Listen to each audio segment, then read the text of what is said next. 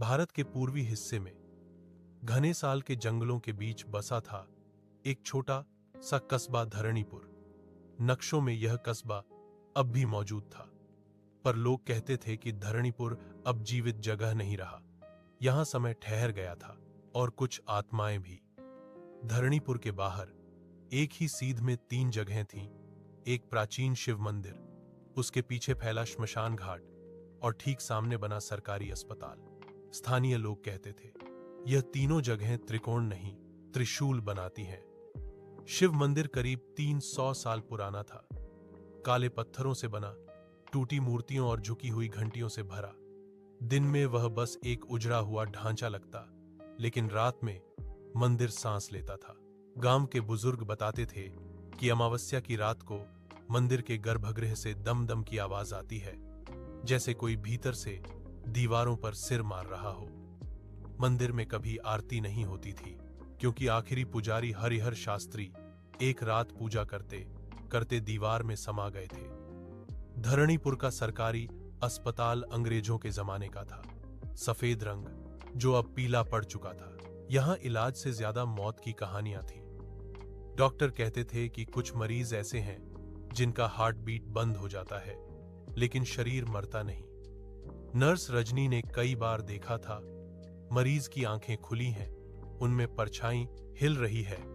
रात 12:00 बजे के बाद इकू का चौथा वार्ड अपने आप लॉक हो जाता था और सुबह खुलता तो अंदर राख मिलती थी। मंदिर के पीछे बहती थी एक काली नदी करालिनी, उसके किनारे था श्मशान। यहां चिता जलती नहीं थी, बस धुआं उठता था। कहते थे कि करालिनी नदी सामान्य नदी नहीं, बल्कि यमलोक का छिद्र है। कभी कभी रात में नदी से आवाज आती थी, अभी नहीं, अभी नहीं। दिल्ली से आया था एक पत्रकार अयान वर्मा। उसे डर पर भरोसा नहीं था। वो यहां आया था यूट्यूब डॉक्यूमेंट्री बनाने। पहली ही रात उसने मंदिर में रुकने का फैसला किया। गांव की एक बूढ़ी औरत बोली, बेटा, मंदिर के 4 द्वार हैं, 3 इंसानों के लिए, चौथा उसके लिए अयान होसा।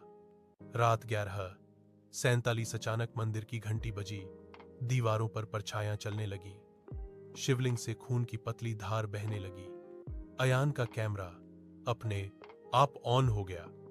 स्क्रीन पर एक चेहरा था, आधा जला हुआ, आधी खोपड़ी। आवाज आई, चौथा द्वार खोलो। डरकर अयान अस्पताल पहुंचा। ईकू के चौथे वार्ड में उसने अपनी ही शक्ल का इंसान देखा। वही कपड़े, वही चेहरा, लेकिन उसकी छाया उल्टी चल रही थी। डॉक्टर की आवाज आई, आपका शरीर यहां है। आत्मा मंदिर में एक पुरानी पांडुलिपि में लिखा था, जब मंदिर, श्मशान और अस्पताल एक रेखा में हो और अमावस्या की रात चौथा द्वार खुल जाए, तो भैरव का अधूरा रूप धरती पर आता है। उसकी आत्मा अस्पताल में, शरीर श्मशान में और चेतना मंदिर में। रात 12:12 श्मशान में चिता जली, नदी उल्टी बहने लगी, अस्पताल की सारी लाइट बंद। मंदिर का चौथा द्वार खुला, भैरव की परछाई निकली। अयान ने शिवलिंग पर अपना खून चढ़ाया, मंत्र गूंजा, एक चीख। सुबह मंदिर शांत था, चौथा वार्ड तोड़ दिया गया। श्मशान में चिता पूरी जली, लेकिन दिल्ली के एक अस्पताल में एक पत्रकार कोमा में था, नाम अयान वर्मा। उसकी आंखें खुली थीं और छाया अब भी उल्टी चल रही थी। अगर आपको ये कहानी पसंद आई तो लाइक करें, सब्सक्राइब करें और कमेंट में बताइए, क्या आप चौथा द्वार खोलने की हिम्मत करेंगे?